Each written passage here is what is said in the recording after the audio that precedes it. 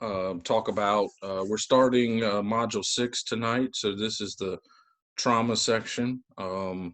We've got about 4 weeks of this in trauma, so we're going to be covering the next month.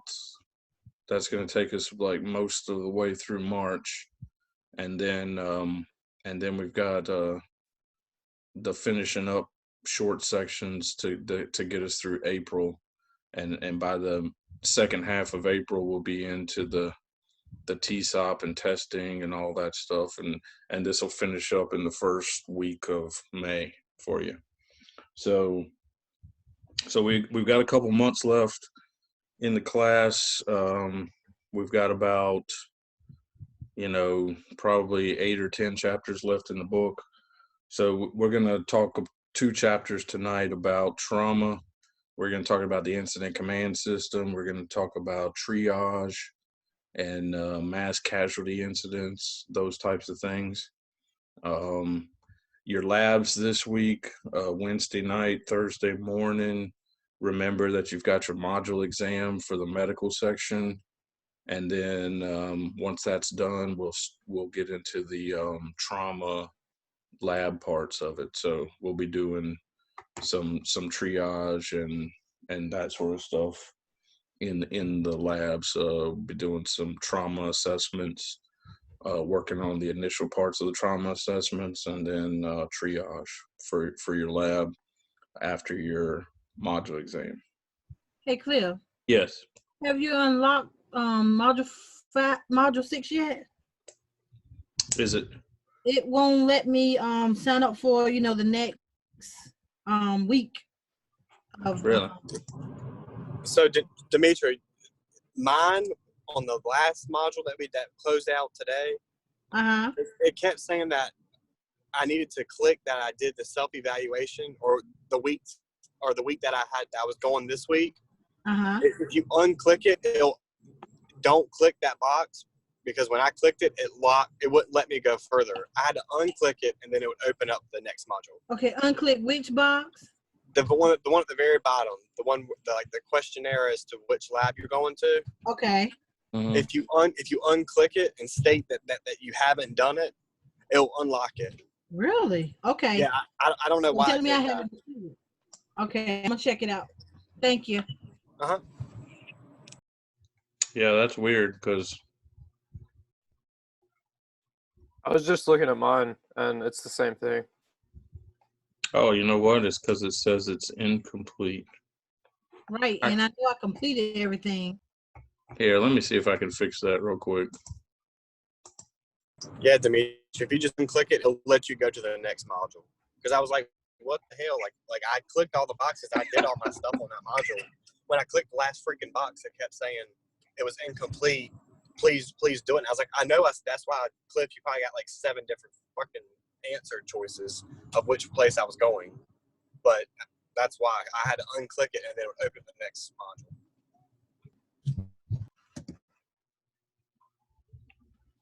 Thanks, Derek. Yeah, let me see if I can change that. Okay.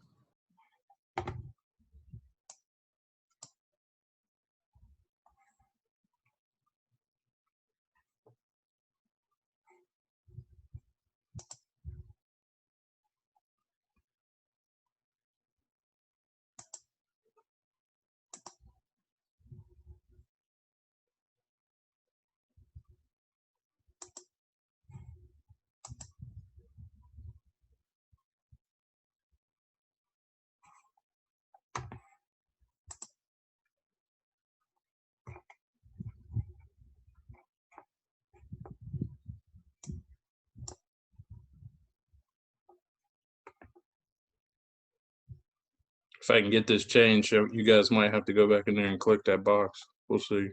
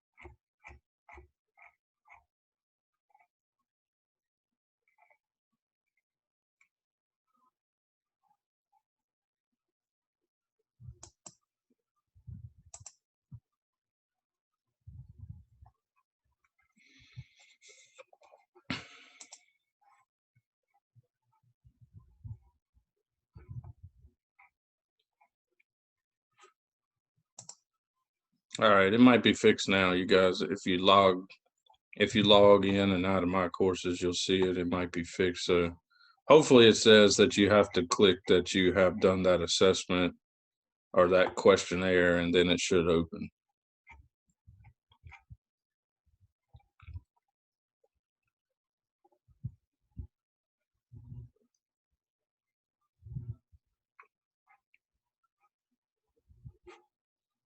That's not what it says.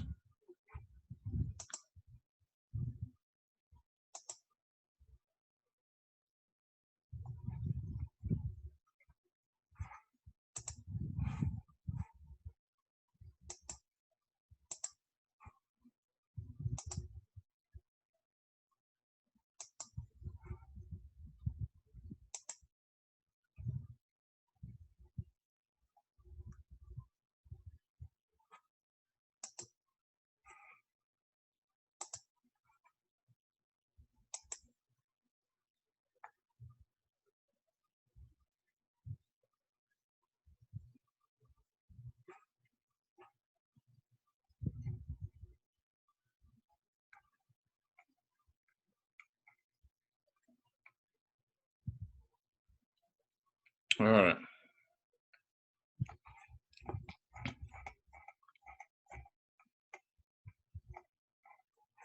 We'll see if that does it.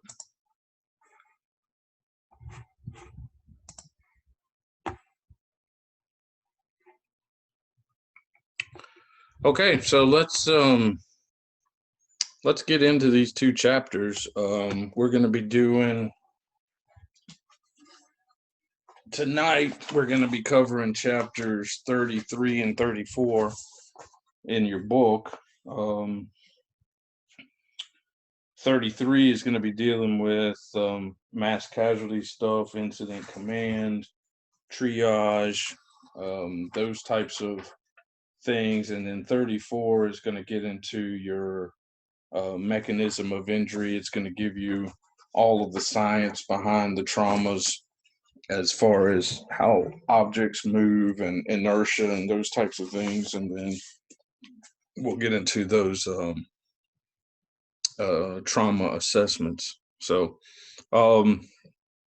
as you guys know, or hopefully you know, back in the early 2000s after the 9/11 terrorist attacks, and when President Bush created the Department of Homeland Security, that was a cabinet level department change in the federal government, and he created all of these they created Homeland Security presidential directives, and there was a bunch of those. And from that, what happened was they wanted to essentially streamline mutual aid for mass casualty incidents. So when we have these large scale disasters and these large scale weather events and things like that, when resources are coming from all over the country, they wanted to standardize things. They wanted to standardize communication and incident command structures and those types of things, so that regardless of where the event occurs and where the resources are coming from, people would be able to understand what was going on. If you I don't know if you guys are old enough to remember when we used 10 codes on the radio for radio traffic. We used to have this whole page of 10 codes, which meant different things. So you had to learn what the codes were, and that was an effort that emergency services used, so that people that were listening with scanners, and they're still listening with scanners now, but that was in the effort to make it so they didn't understand what was going on, or to not put sensitive information over the radio and that sort of thing.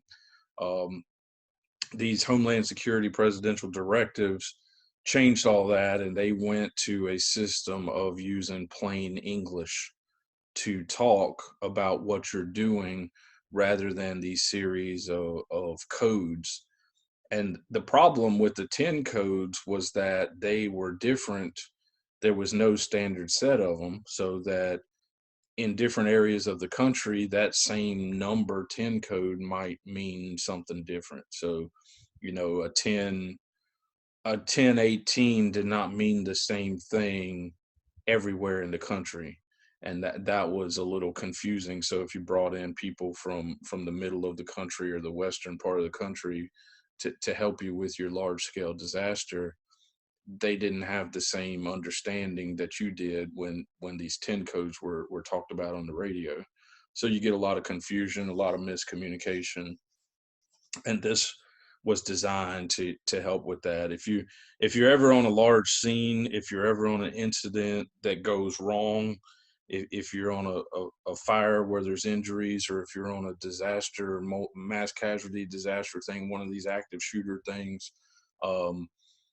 the first thing that you will see that goes wrong is communication. And I think on every incident, like every fire that there's been fatalities in, or every active shooter type of incident, something like that, communication is the first thing that goes wrong and causes problems. So the radios get overloaded with traffic. Everybody wants to talk. Everybody's screaming and yelling. So you'll find that the communication breakdown is usually the first thing to blame in these situations. So that's why we try to limit radio talk. That's why we're hopefully getting in this mode of using TAC channels for these larger incidents when you've got multiple agencies coming together and working on one scene. Hopefully you're able to switch to TAC channels and get off of like a main dispatch channel, so that you don't overload that thing with too much radio traffic. Any of you guys ever worked in a mass casualty incident, or even done one of the trainings, like an active shooter training or something like that? The prison riot, I worked. Okay. And were you on the radio? Were you were listening to the radio that day? Yes. Okay. And was it a cluster? It was a cluster. Yeah. And that's usually the case. Yeah. You'll find because EMS was stepping on command's toes, and fire was stepping on the command post, and you had law enforcement. It was crazy.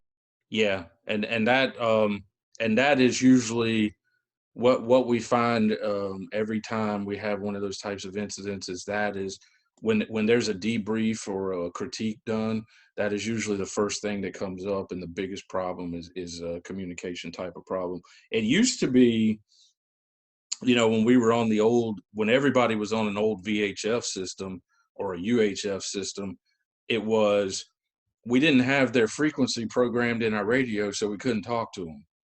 And that excuse has pretty much gone away now.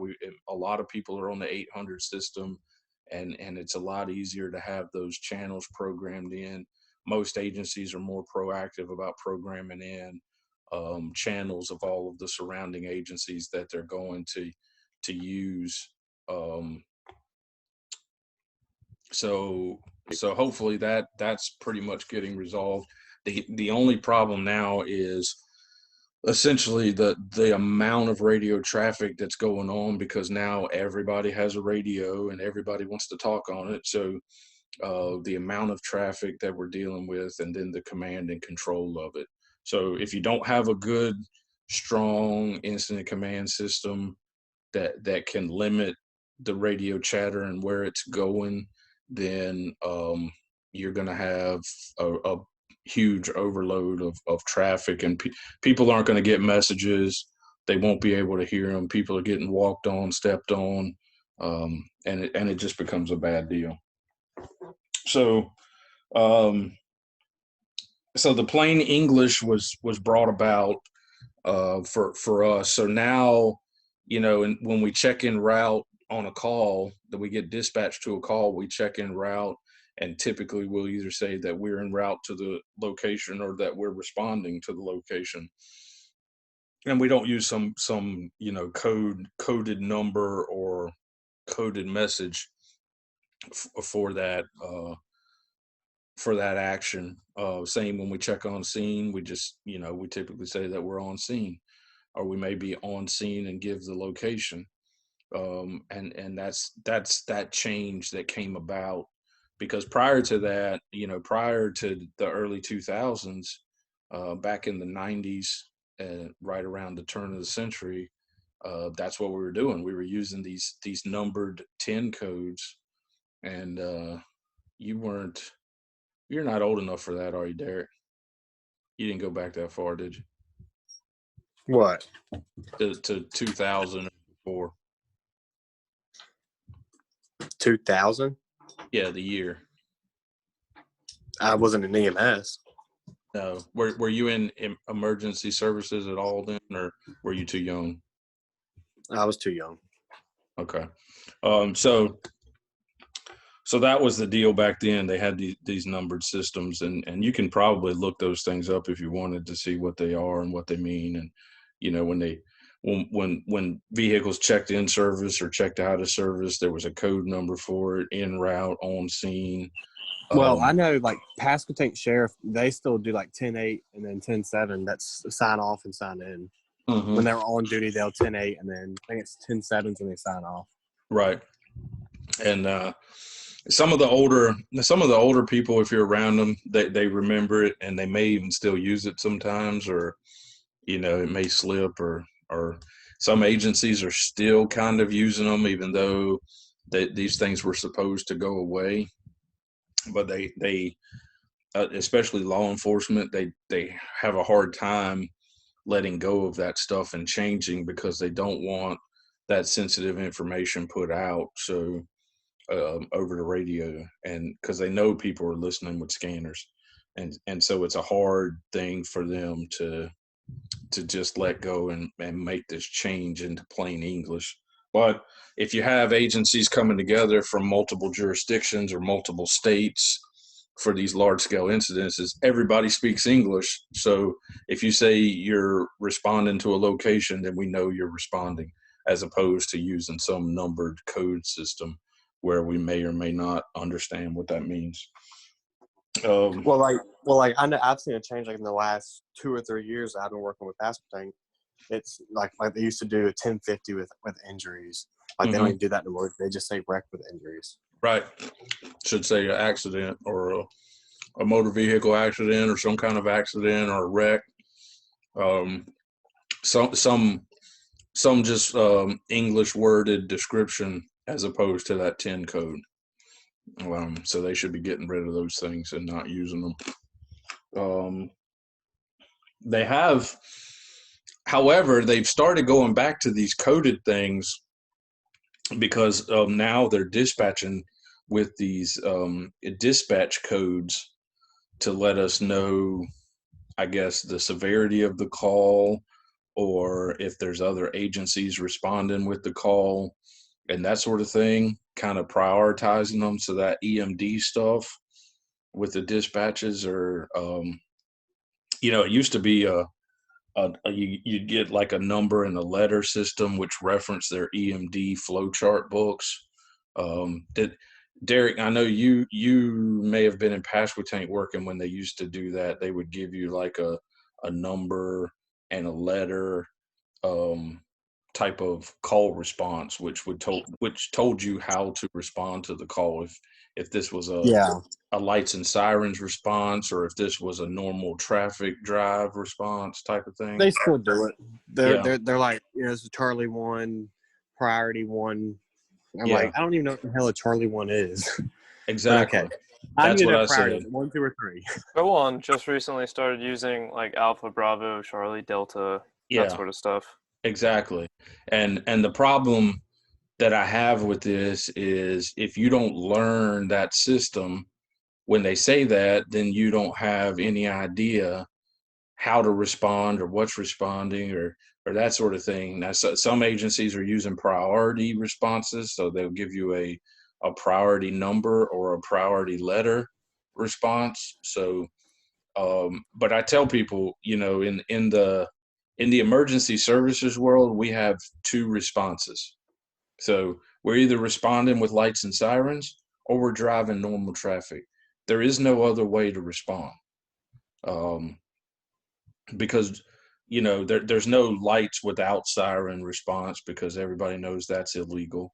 There's no other method of response. So we're either responding in emergency mode, which is lights and sirens, or we're just driving their normal traffic to get there and then deal with whatever it is. So why we need more than two response criteria, I don't know, because we only have two ways to do it.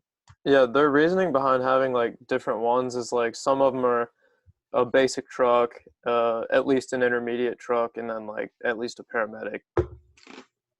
Yeah, well, but it's confusing because most of the time we have a paramedic on shift and they're responding to all the 911 calls. Right. So again, then we only have two modes. Right. And our trucks are already staffed, so we're not mixing our staffing to just send a basic truck here or to send a ALS truck here. Yeah. And, you know, the trucks are staffed the way they are, so it's kind of an irrelevant response to have to filter through all of that information. That's like a priority 2 call. Like, what is a priority 2 call? So I asked what a priority 2 call was, and the answer that I got was the ambulance responds to all calls, and they respond priority 1 and priority 2. The ambulance responds with lights and sirens. Priority 3, the ambulance responds normal traffic. So with the supervisor's vehicle, on a priority 1, they respond emergency traffic, but on priority 2, they respond, but they respond normal traffic. So I don't know what that justification is, why you're sending an ambulance in emergency traffic, but you're sending a supervisor along with that call on, you know, routine traffic. That really doesn't make a lot of sense to me, but that was their justification for what a priority 2 was. So if you get a priority 2 call, you and the ambulance should be responding emergency traffic, and you should be expecting the supervisor to come, but they'll be coming normal traffic. Does that make any sense? Yeah, I mean, like rumor had it was like priority 2 was like to your discretion. Yeah. Well, that was the answer that I got when I asked that question, because that's what I said. What the heck is a priority 2? And that was the answer that I got. So, I don't know. I think they're making this way too complicated. You know, it's like we had a complicated system that this presidential directive simplified, and now all of these agencies and entities are going back to trying to make this complicated again. And most of it seems to be lying with the dispatch centers, with their EMD stuff and all. They're just making this complicated again, and it's a lot of stuff to filter through for us. Some agencies are like Chowan started using these codes, these numbered codes, when they were on scene or dealing with the situation, because they didn't want to put sensitive information on the radio. You guys in Pasquotank, Derek, you use some kind of signal system. Yeah, we use Signal 5 as BLS, basic life support, and then like basically like it's not life threatening. Signal 6 is, okay, this was a priority 3 fall, but we're Signal 6 because we see something on the monitor or something else going on, and we might need help to go ahead and send the supervisor. Right. And see, Chowan got these codes they have like a code 7 means a dead person, but they don't want them saying dead person on the radio or something. So they come up with this code, and they've got these other numbers. Do you know the numbers, Mark? our Signal 20 I is can't remember, to be honest. We hardly ever use it. Yeah. like our Signal 20 is like, okay, it's a dead person. Right. Then Signal 50 is like, if we get on scene and it's not safe and we need law enforcement like right now. Mm-hmm. And that's really the only one that I can see being of value, is if you're needing law enforcement and dealing with people at the same time, you can say a coded message that gets law enforcement coming your way without letting these people know that you just called the cops on them, essentially, and the cops are on their way now and in a much bigger hurry than they were. So that is about the only one that sits well with me, as far as getting into these coded messages. But all of these other things, I mean, if somebody's dead, they're dead. If if it's an ALS call, then call it an ALS call. If it's a BLS call, call it a BLS call. And getting into all of these, coded messages again is just complicating the world. But I told him I was joking, but kind of not joking, because I'm gonna have to print all these things out and laminate them and carry them around with me, so I'll know I can reference them and know what they are, because there's no way that I'll remember all of them. And that becomes the problem. If you don't know the codes, then it doesn't matter when they say them, because you don't know what it means. As far as the incident command system, though, the command structure is designed to run the incident and maintain order and structure throughout the incident. It's a structured system that everybody has a job, everybody answers to somebody, and then you don't overload one person with 50 people trying to call them on the radio. Can you imagine being at the prison, Derek, and if 50 different vehicles or people with radios were trying to talk to one person and get something out of them? It would never work. The messages just wouldn't get through, and that kind of chaos and that overload of radio traffic would just never get done. So the design is that at every level in the incident command system, you limit the number of people that you have talking to you and that you're responsible for. And the optimum numbers are 3 to 5. You want to be answering, you want to have 3 to 5 people talking to you, and that's what you want to go for. They had a range. 3 to 5 is optimum. They want you to go no more than 7. So that way, no more than 7 people are trying to communicate with you. So in a system that has a lot of resources or a lot of agencies responding, if you're dealing with that type of call, then you want to start delegating the structure out. And there is a little bit of the structure in your book. If you have your book on 761, there's an EMS structure there, and on which just kind of breaks it down real simple. And let me see if I can show you guys this other, if I can find it. All right, let me share this with you, and can you guys see this on your screen? Yeah. Okay, so as you see at the top, the incident commander, this is one person in most cases. If it's a unified command, then it could be multiple people up there. Like if you were dealing with a prime example, we'll keep using Derek's prison riot. Typically, a unified command would look like the senior people from each each type of agency responding. So that day they had law enforcement people there, they had fire response there, they had EMS response there, And so a good unified command system would look like having the sheriff would be there, and he would control all of the law enforcement response.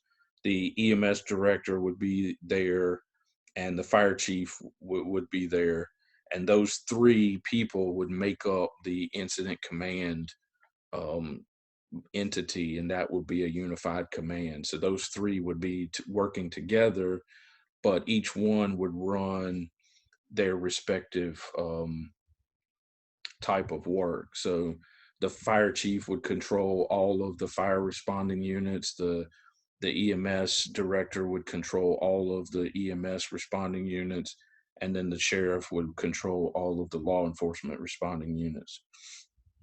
And as it breaks down, the main sections of the command system under the incident commander are operations, planning, logistics, and finance. Those four branches, those four sections would be your main entities, and then they can further branch off under them. But that way, the incident commander only has those four sections talking to him. So whoever he assigns to be the operations chief, the planning chief, the logistics chief, and the finance chief, those four people are the only ones that talk to the incident commander. And that keeps things from being overloaded. So in our world, we're in operations.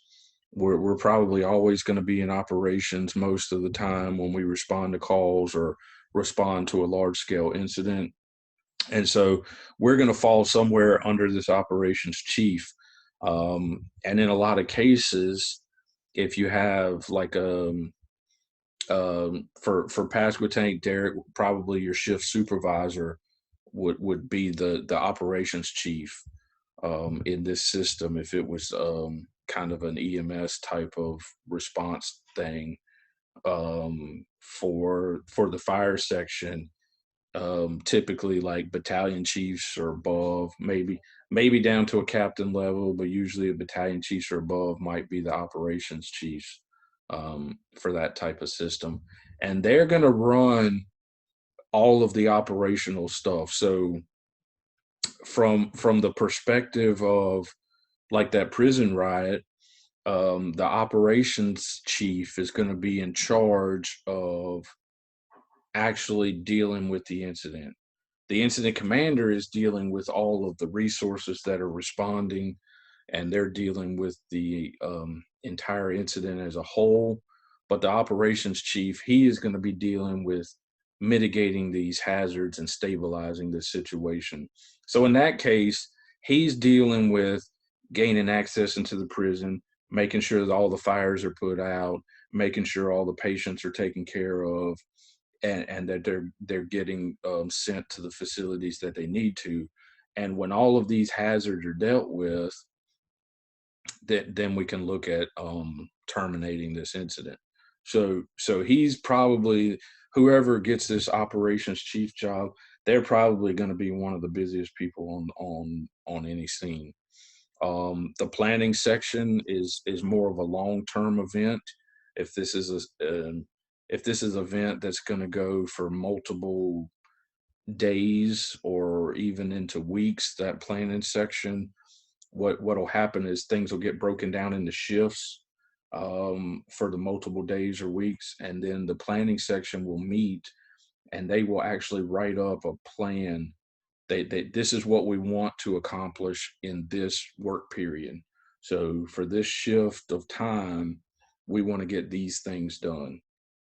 And this is more geared to long-term things, with like oil spills out in the ocean or hurricane disaster cleanup and relief post event type of stuff, where they'll sit there and they'll say, for this 12-hour period today, we want to get this neighborhood cleaned up, the streets cleared, We want the electric crews coming in to establish the electrical service.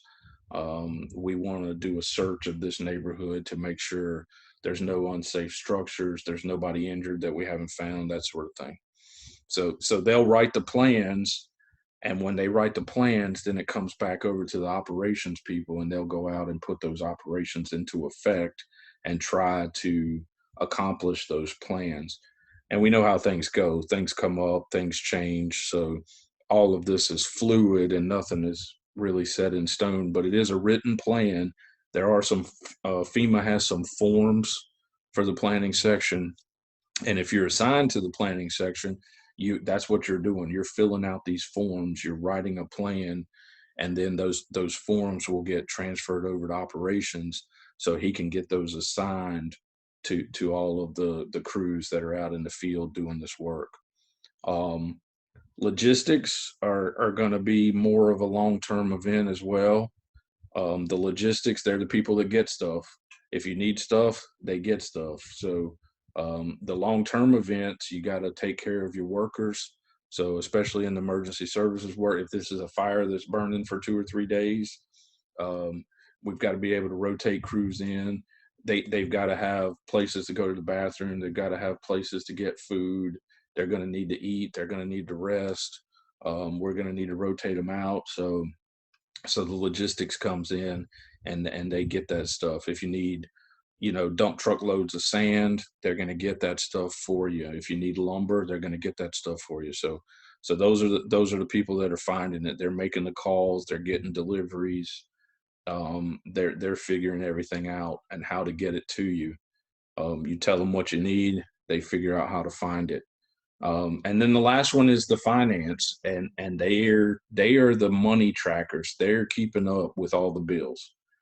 So when these events happen and you see like that BP oil spill in the Gulf that took months to clean up, or these hurricanes that come through and just wipe out a town, and these finance people, they're tracking all the bills. So not only what you're using and what it costs, but they're tracking man hours for all of the responders. They're tracking vehicle usage, fuel usage. They track everything down, and they put a dollar amount on everything. So when they say that this event costs $12 billion, that's where that number comes from, because they're tracking not only the physical damage, if it was post-hurricane type of thing, not only the physical damage to the structures, houses, electrical systems, that sort of stuff, but they're also tracking all of your supplies that you use, like for the electrical systems, if there were broken telephone poles that they had to put in, new transformers, new lines. They track all of that cost, but they're also tracking the hours that the people are spending there working, overtime hours, the use of the trucks, how much fuel they're using, all of that stuff.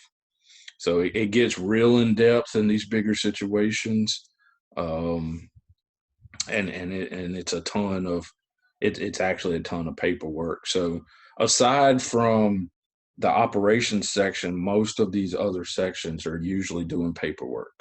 The logistics people are going to be on the phones, or they may actually be making trips to places to pick things up. But planning is all paperwork. The finance stuff is going to be all paperwork. And so those folks are going to be deep into it. The operations people, they're going to be working their butts off, and that's usually how it goes. Anybody know where this system developed and started?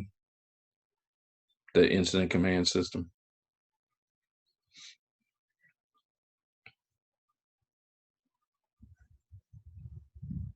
No idea. Initially, it came from the Forestry Service. They developed this system with those massive wildfires that occur all over, and they've got resources coming in from all over the country. They're bringing in people the workers, the firefighters. They've got the smoke jumpers. Out in some of those western states, they use prisoners to do this type of work. They train prisoners how to battle forest fires, and they'll send them out and use them. So, but this system was developed by them because those wildfires cover a massive area geographically, and then when you're bringing in thousands of firefighters from multiple agencies in multiple states, trying to track all of this stuff is just horrendous. So they developed this system in order to do that, to be able to keep records and track things, and that's the system they came up with. We've all taken this system on as in the emergency services world, but we operate on a much smaller scale. Typically, it's a single agency response that's using this. So if you work for a fire department, that single fire department is using this when they respond to a call, but it's on a so much smaller scale than this. And EMS typically does not use this call per call, but this will be utilized in some of the systems situations that you will be responding to. So if you're responding to a fire, you'll be put into this system, and should be, if they're using it and using it correctly. If you're responding to a mass casualty type of situation or an active shooter type of situation, those things, then hopefully they're using this system, using it correctly, and they're putting you into it. So we want you to have an understanding of it. Your book goes into some detail about all of the different parts of it, and it gives an explanation of those. So that'll get you a basic understanding of it. And if you have any more questions about incident command systems, then we'll address those in the lab this week. FEMA has developed these incident command classes, the ICS 100, 200, 700, 800. You guys have probably heard of those. Most of you should have already completed those.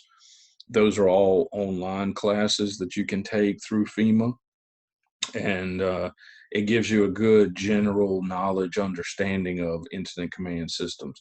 So most emergency services agencies will require their workers to have the 100, 200, 700, and 800 of ICS.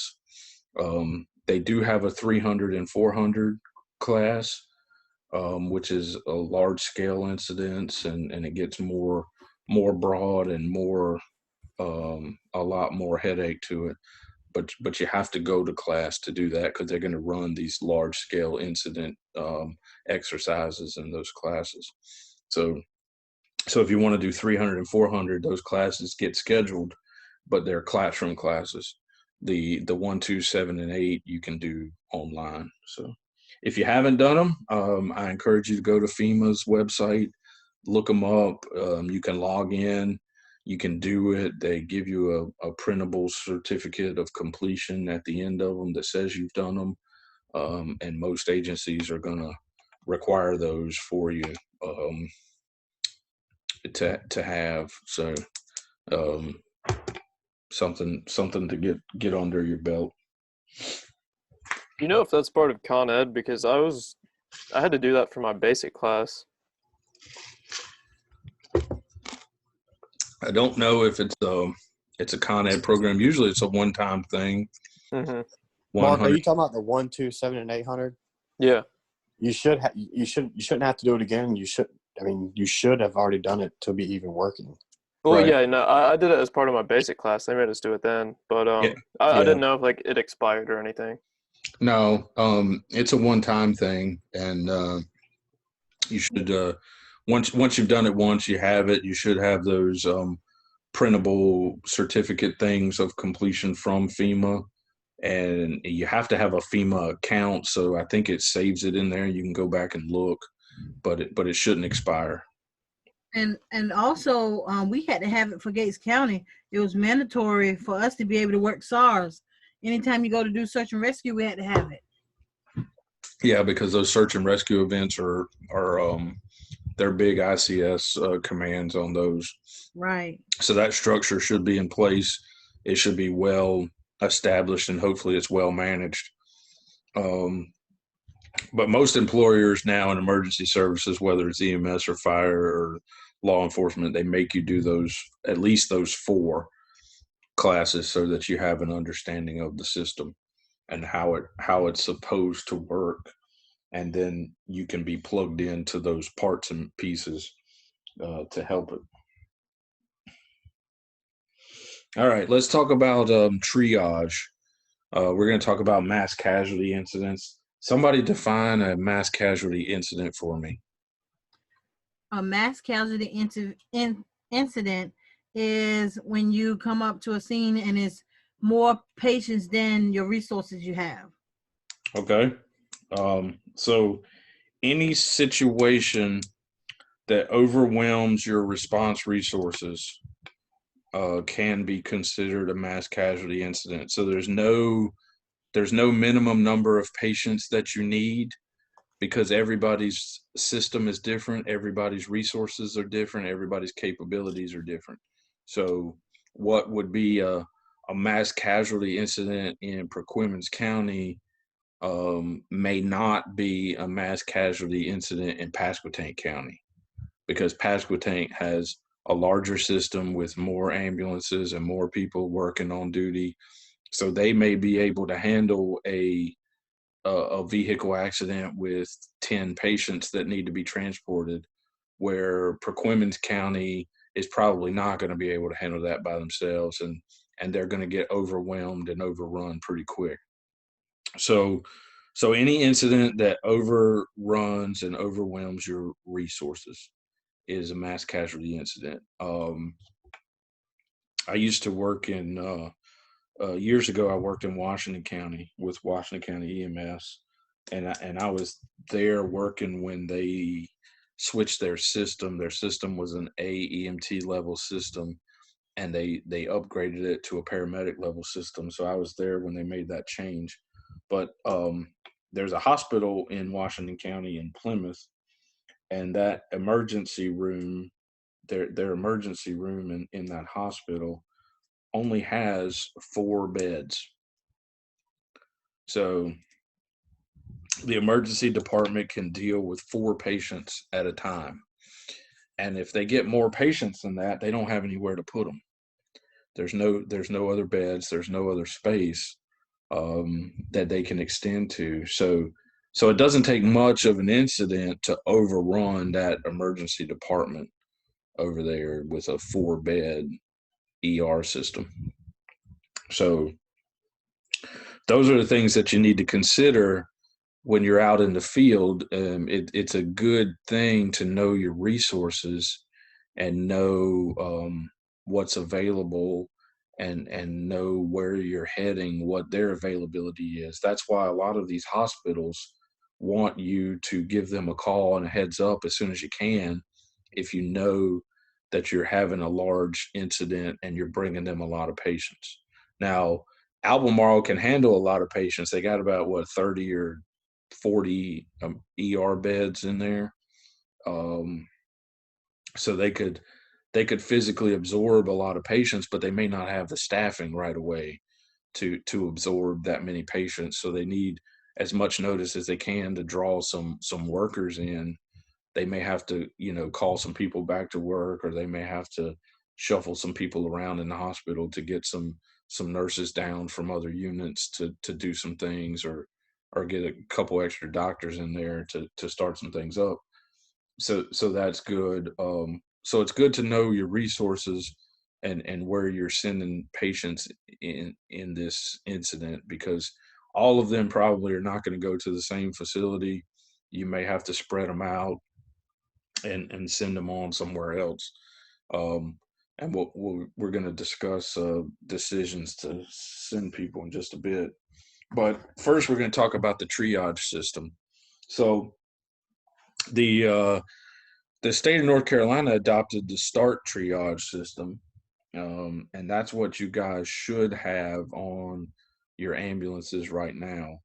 When you want to do a mass casualty deal and you're going to triage your patients, there should be a pouch on the ambulance that you can open up, and all the triage tags are in it, and it has a little flow chart for you to follow as to figure out how to determine what color to code them and that sort of thing. Has anybody ever had to do triage on patients? We did the active shooter drill at the school. That was a pretty big part of it. Yeah, it was the triage. So I'm going to show you one. I'm going to show you one flow chart. It's not necessarily the START one, but it's very similar to. It is the START one. This is what it looks like. And so if you are given the job of triage, how much time should you spend with each patient? Is it 30 seconds? It's less than a minute is what they give you. So if you're given the job of triage, you're going to run around to all these patients, and as you get to them, you are going to assess them according to this little flow chart here. And you're going to do this in less than a minute, and you're going to decide what color that they get assigned, and you're going to fill out the card that you what you have to write on it, and then you're going to attach that card to them. All of these cards have barcode scanners on them, so you can scan the barcodes and it'll align with the patients and the colors and all that stuff for tracking purposes. And then you're going to attach the card to them, and you're going to keep the other part of it for patient accountability, and then they're going to get moved to the appropriate holding area and then transported to the appropriate facility at some point based on their color and based on facility availability. So to start with this thing, you come up and you look at your patient, and this is how the flow chart goes. Are you able to walk? Yes or no? If they can walk, they're automatically a green. If they cannot walk, then we want to see if they're breathing. If they're not breathing, we're going to open their airway and see if they start breathing. If they do, they become red. If they don't, they become dead. It's that simple. We don't work on them in this situation. You're not going to start CPR. You're not going to start doing these extraordinary measures because the resources are already overwhelmed. All right. So if they're breathing, come on down. We're going to check their respiratory rate. If it's greater than 30, they're red. If it's less than 30, we want to check cap refill and radial pulses, and that'll determine whether or not they become red. And then we'll check mental status. If their mental status is not good, they're red. And if the respiratory rate, the cap refill and pulse is there, the mental status is okay, then they become a yellow, which is delayed.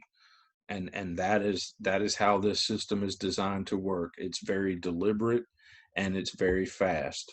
We want to do this quickly, and then you need to be, if you're the person doing it, you need to keep track of the number of patients and then the color codes of all of the patients, so that you can give a report to your EMS officer that says, I've got, 20 patients total, 5 are green, 8 are red, 2 are black, and however many are left are yellow. And that gives them an idea. Number one, how many ambulances do I need to transport these people? Number two, do I have a receiving facility that I can get them to, or what type of receiving facility do I need? And then do I need air transport to trauma centers, to burn centers, to specialty centers, that type of stuff. So a lot to it. It's the flow chart seems very simple, but it can be overwhelming when you're dealing with multiple patients and when you're dealing with hurt people that you can't help, or dead people that you're not going to work on, and you've got to be the one to decide what color they get, because if they get green, they're going last. If they get yellow, they're waiting a while. We're going to take as many reds as we can right now, and how many need to fly, how many need a specialty center, this type of thing. So we got to figure all that stuff out, and usually time is valuable. So it has to be done quickly, and trying to keep accountability on this is going to be a nightmare. So keep that in mind as well. So did you guys do this on that drill, Mark? Did y'all use the cards? Yeah, I wasn't one of the people doing triage. There were like separate crews to do triage, and then like a triage area where we took the patients. But recognizing like when you walk into a room, how many patients there were, and like what color card each person had, Yep. was a pretty big thing of that. Like, okay, the red ones you immediately grab and take out. Yeah, and how many patients can you transport in one ambulance? I don't know. Probably just one, right? Two. As many as you can cram in there. Well, Two. if they able to sit up in the chair, we can do 3 on the bench and 1 on the seat, and then have a captain's seat available. Yeah, but how many can you manage? If you're dealing with a red, let's think about this. If you're dealing with a red and you're the only technician back there, how many patients are you going to be able to manage? One. One, probably just the red one. Can you throw a green in there with you and get them there to the hospital? I was just thinking that probably. But when they get to the hospital, they're just going to go sit somewhere in a corner. They're going to be ignored for a while. Yeah, taking up space. Yeah. So the hospital is going to be overwhelmed with reds and yellows, and the green people are going last anyway. So it's probably, if you're going to do yellows and greens together, that's probably okay. The reds, though, you could technically transport 2 reds in the back of an ambulance at one time, but I would make 2 technicians be back there, 1 for each one of them. I wouldn't put one technician back there with 2 reds. That would be a bad deal. So keep that in mind too, because it's your resources. How far do they have to transport? How many ambulances do you have? What's their turnaround time going to be if they need to make multiple trips? All of these things are consideration, especially if you are the EMS officer, because you've got to get those resources that you need. So the parts of the triage system, first of all, you have the triage person that's got the tags and they're going around checking all the patients. Then there's usually a patient staging area, which is where it depends on your system. If you're dealing with tarps, you'll have those color-coded tarps, red, green, and yellow. If you're dealing with flags, you'll have red, green, and yellow flags. Whatever system you have, there will be a designated staging area away from the incident where these people will be taken. Either they'll walk on their own, especially if they're greens, they'll walk over there on their own. The yellows and the reds will probably be assisted there. And this is where they will be reassessed by another group of technicians, and they will be they'll be checked out again while they're waiting for their transport to wherever they're going, and for a transport decision to be made on them. So whether it's a ground transport or an air transport, and then what facility they're going to, and how these people are going to get put into the ambulance. I'm not saying you can't put a red and 3 greens in the back of an ambulance and take them to the hospital. I'm just saying it's probably not the best idea to do that. But that's just going to depend on the resources available and the decisions being made at that time by these EMS officers.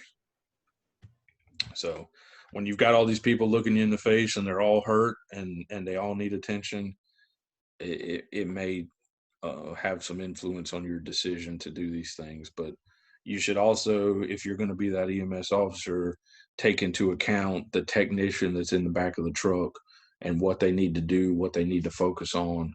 You know, if these people are red, they're going to probably need IVs. They're probably going to need some airway management. And they may need some medications. They may need some wound care. So some of that stuff could be done in that staging area while they're waiting to get into an ambulance. But that ambulance ride is going to be busy, and those guys are going to be working. So there won't be any extra people. There probably isn't going to be any extra trucks. So everybody's going to be loaded up. But that's the thing. So, you know, we'll do some work with this week with the triage system, give you some hands-on on the kits so you can see them, see the cards, see how they're filled out and the parts to them, all the moving parts, and we'll give you some chances to use it, hopefully. But that's what it looks like there. And it's quick and easy, it's simple, but it's a hard decision. I mean, you're deciding essentially these people. I mean, it could be you're deciding which one lives and which one doesn't, because we're not going to commit our resources to this one. We're going to commit our resources. And the philosophy is to do the most good for the most number of people. And that's where you want to put your resources. If you know there's no way this person's going to make it, we're not going to spend a lot of resources and time on them when we've got all these other people that we need to help. If that's our only patient, that's different. But, if that's our only patient, it's not a mass casualty incident. So with these mass casualties, we're going to try to put our stuff where we can. And that's the philosophy. Do the most good for the most people. All right. Any questions on triage or incident command?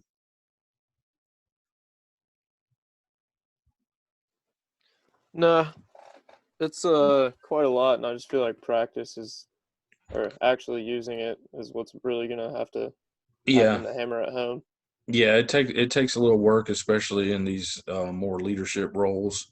If you're in the incident command system working on it as an ambulance crew transporting a patient, you probably won't notice a whole lot of difference than what you're doing in your day-to-day work now. But if they stick you in one of these roles as like an EMS officer that's running the staging area of triage, or if you're put into the planning section of filling out that paperwork, it would be quite a different change for you. So it's going to take some work, some time, and fortunately we don't run into this situation very often where we have a lot of mass casualty incidents, or where we need a full structured incident command system. But that's also, I look at that as also a bad thing too, because we're not that familiar with it. We don't get to use it very much. And then when we do need it, we're probably not going to be that good at it.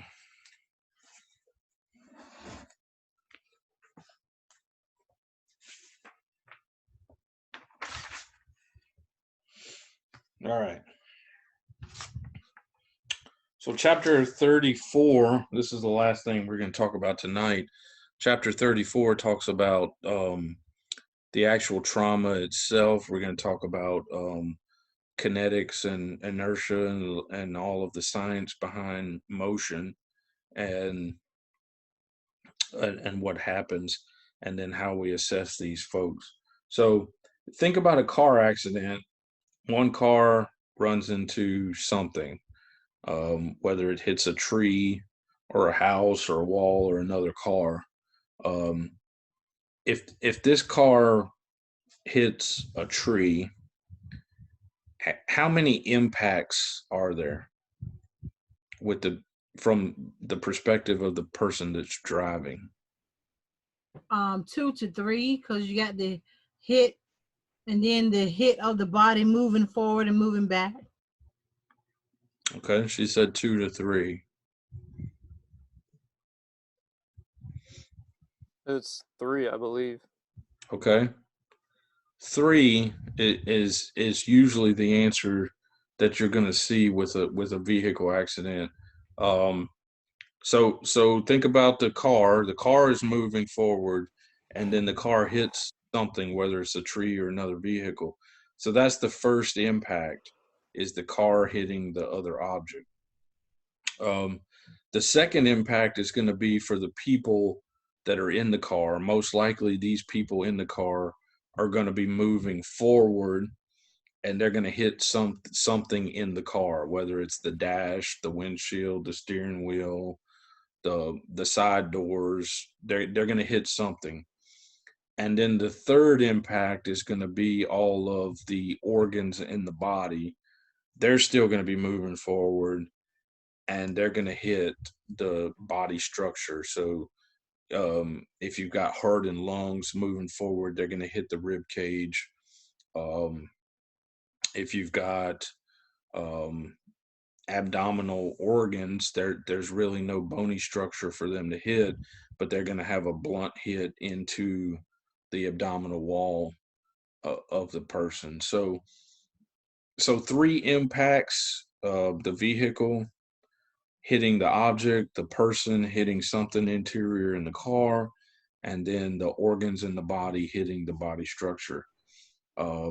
Because of the science behind that, objects in motion tend to stay in motion until there is a force acted upon them. So once they start moving, they want to keep moving, and then usually they have to have a force acted upon them to stop moving, and that's that impact that happens.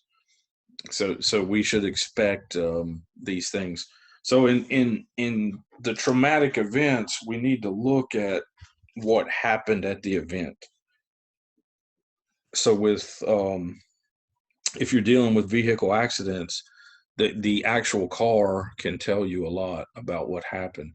You can look at the damage to the car and see where the impacts were, kind of get an idea of the direction that it was moving, see where the impacts were, and then kind of visualize how you think the people inside the car may have been moving also.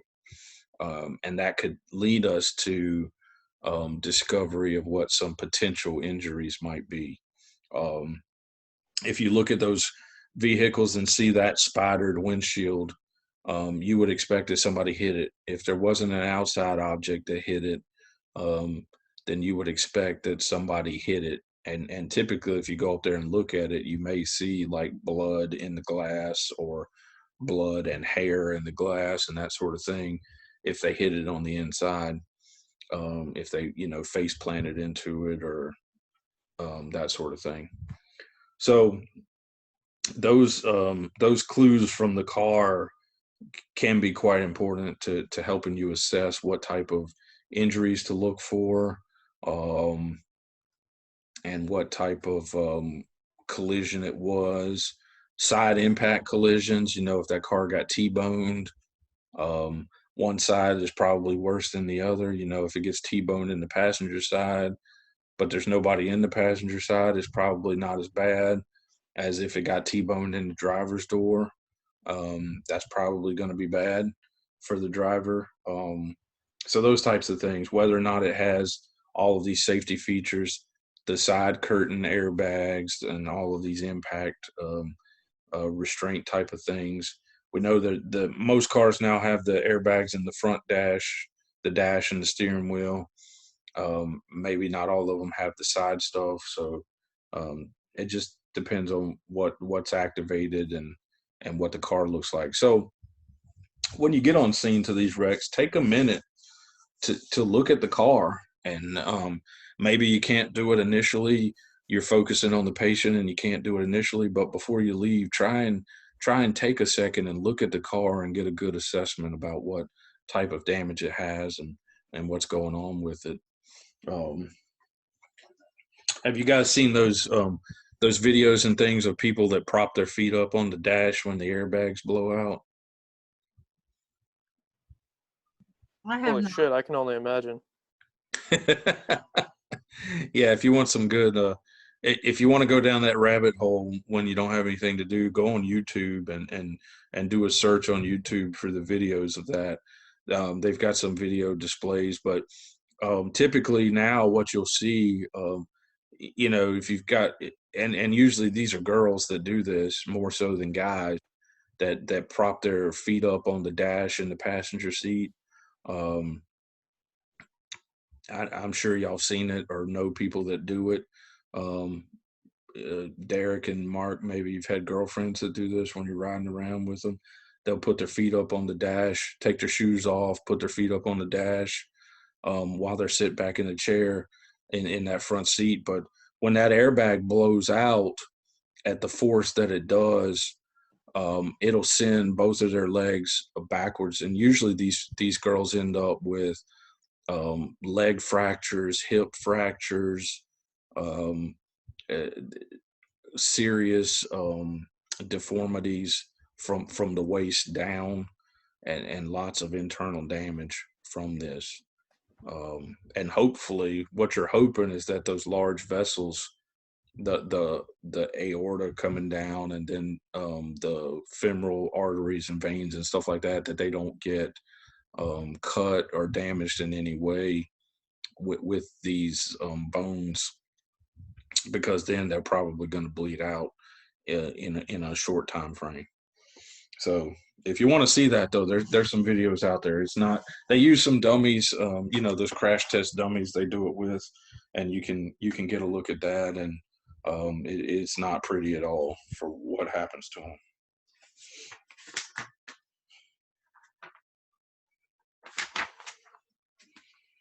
All right, the difference between blunt and penetrating trauma.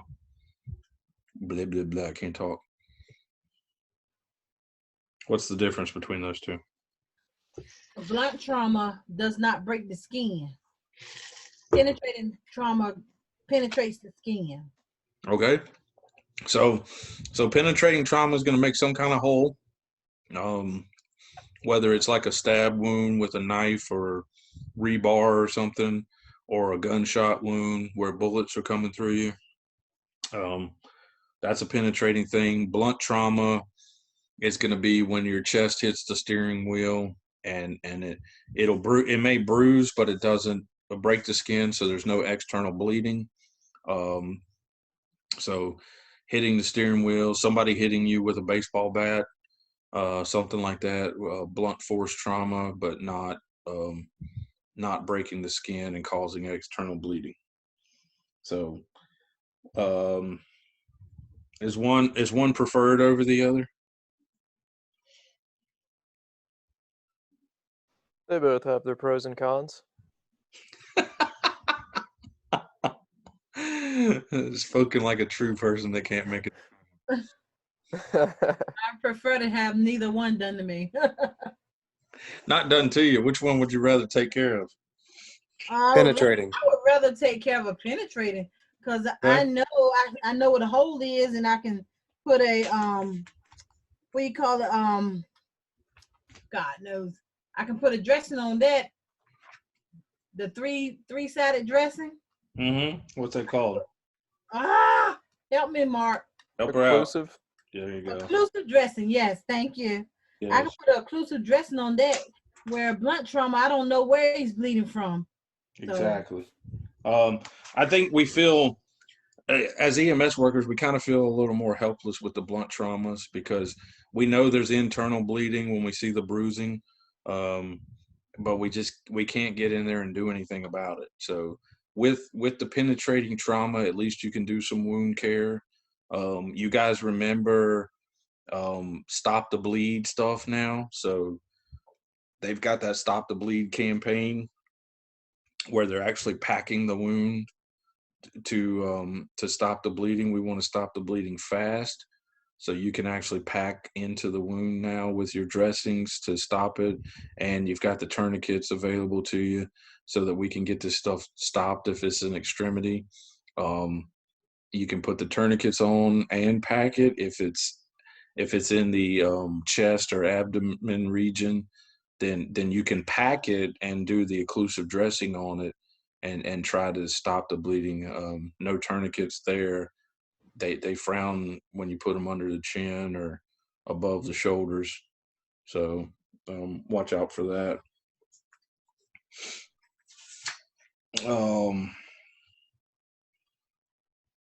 So then significant injuries, high impact collisions, mechanisms of injuries with a lot of force. These are going to be some things that are going to hopefully play into a transport decision for you. And again, if you're looking at motor vehicle accidents, a lot of things with the car can tell you this. And with the scene, if that car rolled over about 14 times before it came to rest, upside down, and then it took them 45 minutes to cut them out of it, and yada yada yada. This should hopefully change your initial thought of a transport decision, or this should definitely steer what your decision is becoming. So usually if we're not going to take these people to a local facility, we're probably going to send them to a trauma center, unless there's some specialty thing that they need, like a burn center or something else. Typically they're going to go to a full trauma center. In this region, we're split between two of them. So we've got the one in Norfolk, we've got the one in Greenville. So we've got trauma centers on both ends of us, and then we're kind of in the middle of them for the most part of this whole region. So you can get to either one, and one's usually not much farther than the other in most places, unless you're kind of at the north end of, if you're at the north end of Gates County or the north end of Pasquotank and Camden and Currituck counties, then the one is going to be significantly closer than the other. But most of probably Perquimans and Chowan and some of lower Pasquotank County may kind of be in the middle of them. But what would some of the things be from a vehicle accident that would make you decide, hey, I need to send this person to a trauma center, as opposed to just driving them to Albemarle or Chowan? A deformity? A deformity in the femurs? Okay, so a femur fracture. Altered after an accident. Altered after an accident. Fluid leaking from the ears? So potential head injury. Mm-hmm. Obvious signs that they need to go to the trauma unit. What are those? Broken, a flail chest, limbs that are hanging off but still connected. I mean, I'm just saying. Age is also a factor. Like an elderly person that gets into a crash can have a lot of stuff go wrong. Okay. A bit more frail. Right. Same holds true for kids, right? Right. Yeah, because they turn fast. Okay. Anything else? Isn't there's like a list of criteria, actually, now that I think of it. It's like There is a list of criteria. It's one of them is like 2 or more obvious long bone fractures. Ejection. Ejection. Yeah, another one is I think it's like amputation of a limb proximal from the wrist or the ankle.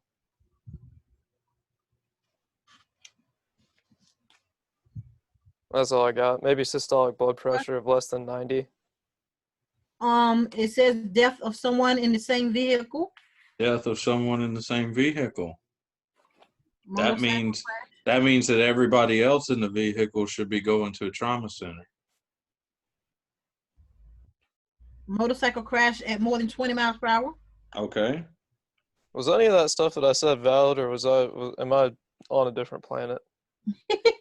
It's on page 785, guys. Most of that stuff that you said was interesting. Thanks, Cliff. I was looking through the chapter today. I swear that's in there somewhere. It is. It is. We forgot the fall greater than 20 feet or greater than 10 feet for a pediatric patient. So this book puts numbers on the falls. 20 feet for adults, 10 feet for children. They used to have a standard that said three times the patient's height, because a lot of patients are, not all patients are the same height. So they would give you estimation of, 3 times their height, which if most adults are somewhere around 6 foot tall or even 6 to 7 foot tall, 20 feet would cover all of them. So looking at a fall of 20 feet, and also I would also consider what they landed on, because if it was sand or grass or dirt versus concrete or rocks, that would have me making some different things go on there. So think about those things. Dealing with vehicle accidents specifically, ejection from a vehicle rollovers, death of someone in the same vehicle, high-speed collisions, they say greater than 40 to 50 miles an hour, head-on collisions. Remember that a head-on collision actually increases the speed. So whatever the two vehicles were doing gets added together for the force of that accident. So if you got two vehicles running 50 miles an hour and they hit head on, that's more closer to 100-mile-an-hour collision, which is why head-on collisions are much more significant than most of the others. So keep that in mind. Pedestrians struck by a vehicle, and there's a lot that goes on with pedestrians struck by a vehicle, because age and height are going to change where the most of the injuries are and the impact. Adults probably going to be impacted waist down, where children are probably going to be impacted waist up in a vehicle pedestrian type of deal. So keep that in mind. And then look at motorcycle riders. Yeah, almost anything where they, if they come off the bike, whether it lays down or whether they fly off because they hit something, they may lay it down to avoid a wreck, or they may fly off because they did hit something. So look at those folks, because they're probably going to have some significant injuries, especially if there was any speed to it. So those are things to think about, specific to vehicle accidents.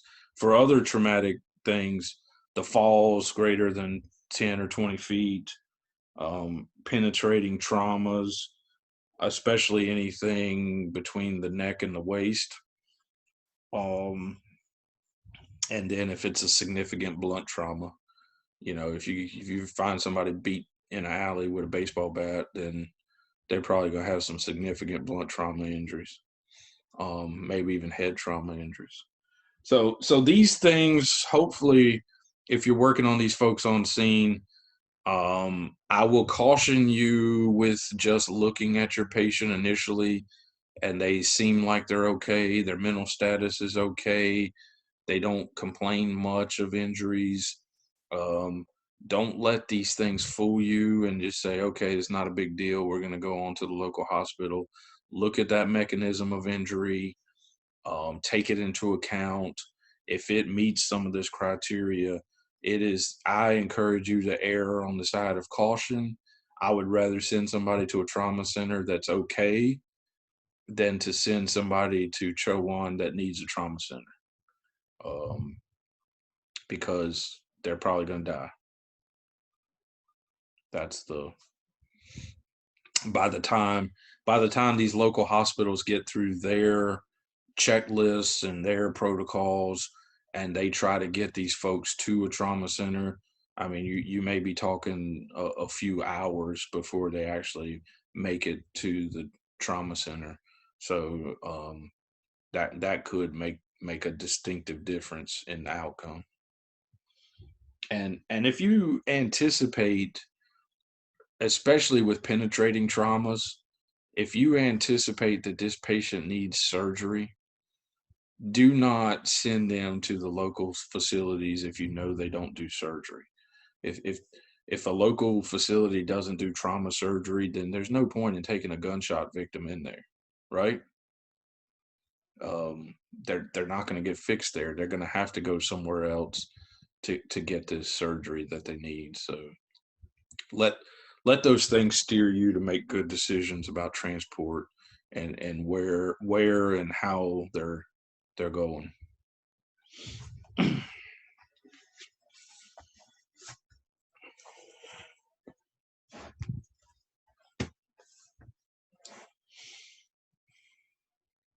Any questions on the transport part of it or the indications for getting them somewhere else?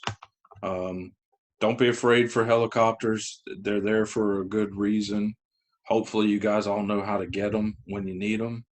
And if you're not sure how to get them when you need them, you need to check with your agencies about that, what the process is to call for one. And Derek, can y'all do that from the scene or do you need a supervisor? Well, it depends on where we're at in the county and how critical they are. Like last shift, I flew out an 8-year-old boy that was bit by a dog, shattered femur. It's hit or miss with us because it depends on where it is in the county.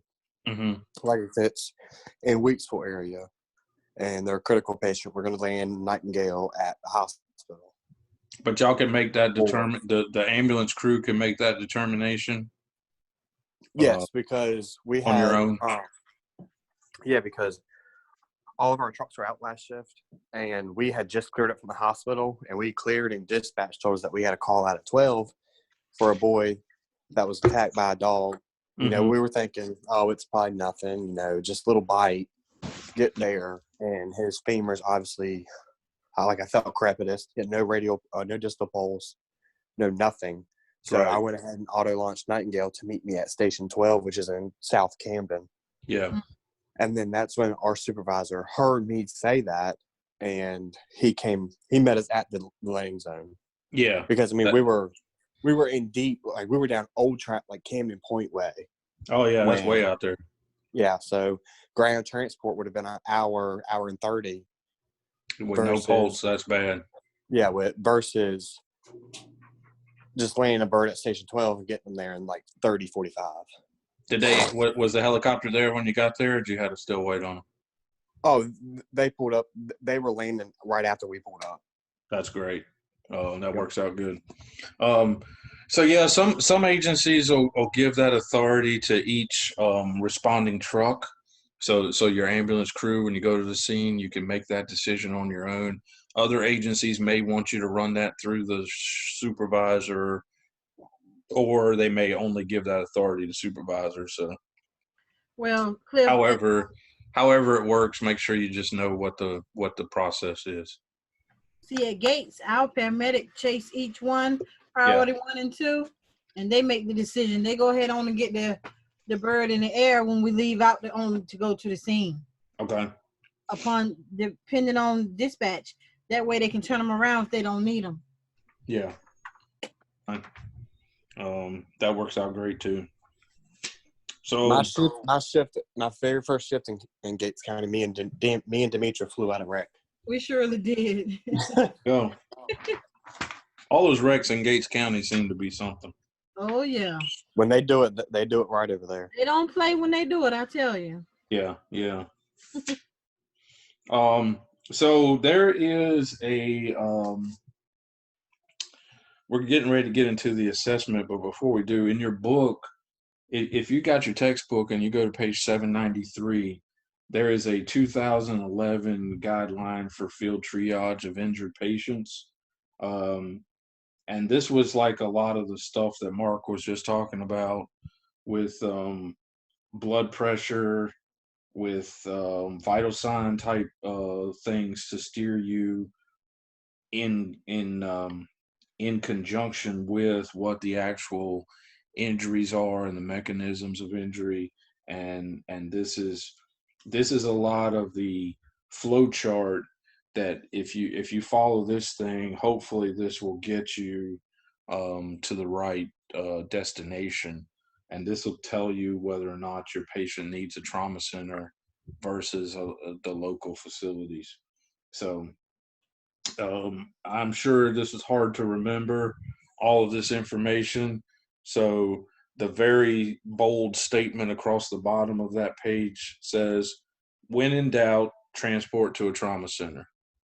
So if there's anything in your mind that's pulling at you, tugging at you, that you're not sure of, or you don't think it's feeling right, then I would encourage you to make that decision to get them to a higher facility. So if you're not feeling good about the local places here being able to handle it, or if you don't think that that's the appropriate thing based on what you're dealing with and seeing, then justify that and transport them to a trauma center.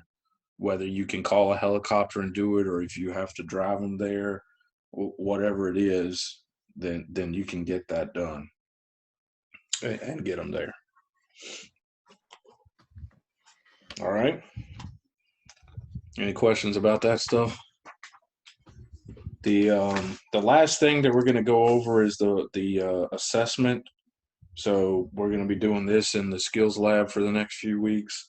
So the trauma assessment, if you're not familiar with trauma assessment, I highly encourage you to get to the skill sheet.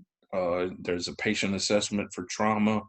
Those NR skill sheets, they should be in my courses up at the top, and you can print them off online. If you go to National Registry, they've got all the skill sheets there. So there's one for patient assessment, for medical, and then there's another one, patient assessment for trauma. So with the trauma, we're going to change things up a little bit. Obviously, the beginning section is probably going to stay just about the same. Scene safety, PPE, number of patients, resources needed, that whole SNACM acronym will all be the same. But once we get to the actual patient, we're gonna change some things up. We're gonna do our ABC check, so the rapid ABCs, make sure we have airway, make sure they're breathing, we have circulation. We are going to do a head-to-toe scan for life threats. So this is quick, and the type of life threats that we're looking for are usually going to be in the form of penetrating trauma. So we're looking for blood, we're looking for significant injuries, we're looking for things hanging out of the body that shouldn't, or things stuck in the body that shouldn't be there. So this type of thing, this should be a pretty quick check and get on with it. C-spine is going to be critical if it's an event where you think spinal immobilization needs to happen. If you guys are not familiar, they're changing the term. So it's not going to be called spinal immobilization anymore. It's they're now calling it spinal motion restriction, because immobilization was such a nasty thought, and using the long spine board and strapping them down where they couldn't move at all. So now it's more spinal motion restriction. We're doing that without the long spine board. And we're just trying to limit the amount of motion that they can do with that cervical spine area. So most of your agencies now are not transporting patients on long spine boards anymore. There's a lot of study with that. There's a lot of research. There's a lot of controversy and argument, good versus bad. So be aware of it. Make sure you're following your agency's local guidelines if you're doing that. We'll show you how to do it. We'll show you C-spine. We'll show you how to package these people and transport them. But most agencies are not allowing you to transport on the boards anymore. Anybody, I know Chowan doesn't. I'm sure. I don't know about Gates, and I think Pasquotank doesn't do it anymore either, right, Derek?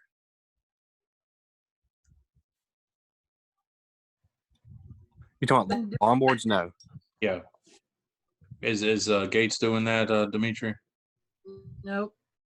Okay, so everybody's pretty much stopped that now. So just be aware that it's a tool for moving people.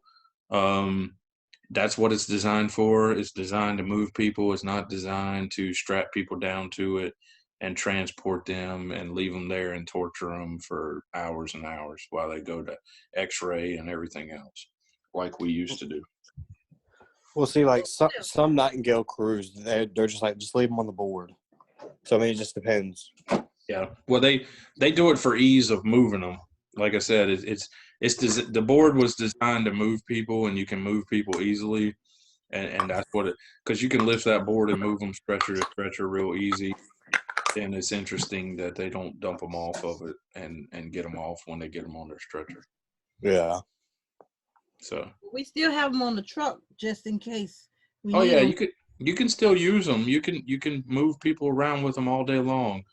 You just can't. They're just not allowing us to leave them on them for the length of time that we used to leave them on there. More often than not, if I'm moving a patient with a board, it's going to be a scoop stretcher. They're just more maneuverable. Yeah, and the scoop stretchers are underutilized, I think. So we get this assessment done. Primary assessment. We're checking ABCs. We're looking at life threats. We're doing that. This is all quick and easy. This is all like a 1-minute deal. So it shouldn't take you a lot of time to do that. The secondary assessment is that head to toe thing where we're looking for all of that DCAP, BTLS stuff. So unconscious patients are going to take a little more time because you're going to have to check a lot more stuff because they're not talking to you and screaming and crying and telling you what's hurting. The conscious patients can kind of steer you to where their problem is, but don't overlook things with the conscious patients because they may be focusing on something that really, really hurts, like that broken ankle, but they may also have some other injuries that they're not really focusing on or aware of because their ankle hurts so bad. So don't miss things because these conscious people aren't complaining about them. Make sure that you're checking, and the most valid way to check these things is you've got to get the clothes off. You've got to see the skin in a lot of cases, and that way you can make sure that there's no scrapes, there's no bruising, there's no injuries that you're going to miss, because when they go into the ER, if they're not already stripped down, those folks are going to strip them down. And if they go in there and start finding a bunch of stuff that you didn't find, you're going to look terribly bad. So make sure that you're taking the time to get these folks bared out so you can see some skin and find everything that you need to find. All right. So that secondary assessment is going to take a little time. You're going head to toe. You're checking all of the things in the head, looking for that the equal pupil movements, reactive movements, looking for that spinal fluid in the ears and the bruising behind the ears and raccoon eyes and all of those things. And then as you move down the body, you're checking area by area systematically, looking for cuts, scrapes, bruising, penetrating traumas, swelling, lacerations, all that stuff, all that DCAP, BTLS stuff. Mark it, acknowledge it, document it, treat the things that you need to treat. If they're open wounds that you need to do wound care for, if there's deformities that you need to stabilize, you can treat those things as you go. And then once you've got that secondary assessment done, you should be able to hopefully come up with a good plan for these people. What's wrong with them? Where do they need to go? How do you need to get them there? That's really, and then what can you do for them in the meantime? Those are kind of the 4 things that you want to focus on with these trauma assessments. All right. Any questions about this stuff? No, sir. All right. So that's your 2 chapters for the week. This is the start of trauma. And again, we've got about 4 weeks for it. And study for the next couple days. Be prepared for that module exam that's coming Wednesday night and Thursday morning. So whichever lab you chose to go to, that's where it should be. If you didn't choose a lab, you're probably going to get a 0 on your test.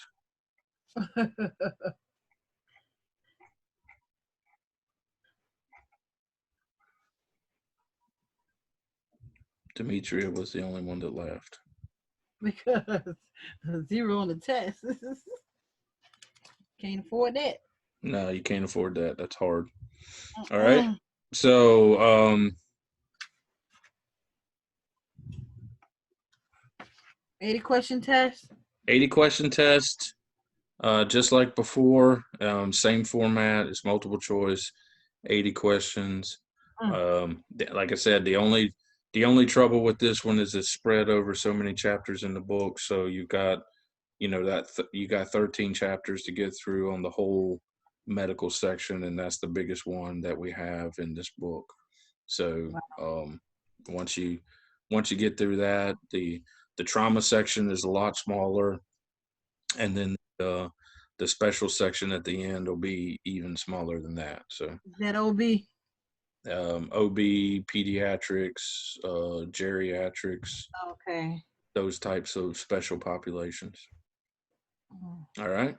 So study for the next couple days, and then if you guys don't have anything, we'll get out of here. Our time's up, and we'll see you in the labs. Hey, Cleo. Hey. Do you have some